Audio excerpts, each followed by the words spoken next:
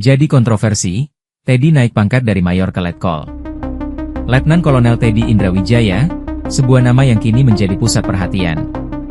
Baru saja menerima kenaikan pangkat dari mayor menjadi letkol TNI AD pada awal Maret 2025. Namun, di balik prestasi ini, terselip kontroversi yang memicu perdebatan sengit di tengah masyarakat. Mengapa? Karena Teddy saat ini menjabat sebagai sekretaris kabinet, sebuah posisi sipil yang seharusnya terpisah dari karir militer. Kepala Staf Angkatan Darat, Jenderal TNI Maruli Simanjuntak, menegaskan bahwa kenaikan pangkat ini adalah penghargaan yang sah dari Mabes TNI. Menurutnya, promosi ini sepenuhnya sesuai dengan peraturan dan perundang-undangan yang berlaku. 6 poin dasar menjadi landasan keputusan ini, merujuk pada berbagai peraturan Panglima TNI dan Kasat. Namun, tidak semua pihak sepakat. Ardi Manto Adiputra, Direktur Imparsial, dengan tegas mengkritik keputusan ini. Menurutnya, kenaikan pangkat Teddy sambil menjabat sebagai Seskap adalah bentuk penyalahgunaan wewenang. Ardi mempertanyakan, apakah jabatan Seskap termasuk dalam 10 jabatan yang diizinkan UU TNI bagi perwira aktif? Ia juga menegaskan, banyak prajurit di lapangan yang lebih berhak atas promosi ini. Teddy Indrawijaya bukanlah nama asing di dunia militer. Lulusan Akademi Militer tahun 2011, ia telah mengukir prestasi gemilang.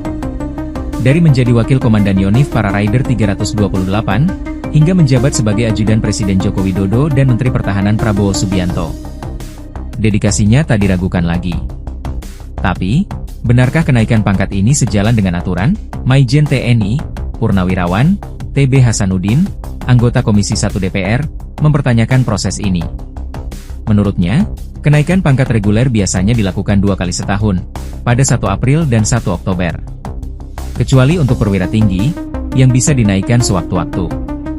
Apakah ini pengecualian khusus untuk Teddy? Di media sosial, perdebatan terus memanas. Sebagian mendukung, menganggap ini sebagai penghargaan atas dedikasi Teddy. Namun, tak sedikit yang khawatir akan dampak negatifnya. Harus ada batasan jelas antara militer dan sipil, tulis salah satu warganet. Kekhawatiran akan konflik kepentingan terus mengemuka. Terlepas dari kontroversi, kenaikan pangkat ini menandai langkah signifikan dalam karir Teddy. 6 poin dasar yang menjadi pertimbangan Mabes TNI menunjukkan bahwa proses ini tidak dilakukan sembarangan. Namun, pertanyaan besar tetap menggantung. Apakah penggabungan karir militer dan jabatan sipil ini akan membawa dampak positif, atau justru menciptakan ketegangan baru? Ikuti terus informasi-informasi lainnya di SIP News Network.